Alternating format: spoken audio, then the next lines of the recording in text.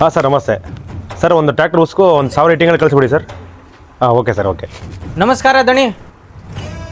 ಏನಪ್ಪ ನೀನು ಯಾಕೆ ಕೆಲ್ಸಕ್ಕೆ ಬಂದಿಲ್ಲ ನೀನು? ಏನಿಲ್ಲ ದಣಿ, ನಿನ್ನೆ ಅಮ್ಮಗ ಹುಷಾರಿದ್ದಿದ್ದಿಲ್ಲ, ಹಾಸ್ಪಿಟ್ಲಿಗೆ ಕರ್ಕೊಂಡೋಗಿದ್ದೆ. ಡಾಕ್ಟರು ಅಡ್ಮಿಟ್ ಮಾಡ್ಬೇಕಂತ ಹೇಳೋದು ದಣಿ, ಅದಕ್ಕೆ ಅಡ್ಮಿಟ್ ಮಾಡಿ ಬಂದೆ. ದಣಿ, ನಿಮ್ಮ ಕಡೆಯಿಂದ ಒಂದು ಸಹಾಯ ಆಗಬೇಕಿತ್ತು ದಣಿ. ಹೇಳಪ್ಪ, ಏನು ಸಹಾಯ ಬೇಕಿತ್ತು ನನ್ನ ಕಡೆಯಿಂದ ನಿಮಗೆ? ದಣಿ, ಅಮ್ಮಗ ಆಪ್ರೇಷನ್ ಮಾಡ್ಬೇಕಂತ ಡಾಕ್ಟರ್ ಹೇಳಾರ ದಣಿ, ಚೂರು ಅಡ್ವಾನ್ಸ್ ಬೇಕಿತ್ತು ದಣಿ. ಹೌದು, ಕೂಲಿ ಕಾರ್ಮಿಕರ ಕಾರ್ಡ್ ಮಾಡಿಸಿಯಾ ನೀನು? ಕೂಲಿ ಕಾರ್ಮಿಕ ಕಾರ್ಡ್ ಹಂಗಂದ್ರೆ ಏನು ದಣಿ? ಅಲ್ಲಪ್ಪ, ಸರ್ಕಾರದಿಂದ ಕೂಲಿ ಕಾರ್ಮಿಕರಿಗೆ ಒಳ್ಳೆ ಬೆನಿಫಿಟ್ಸ್ ಕೊಡ್ತಿದ್ದಾರೆ ಕಣೋ.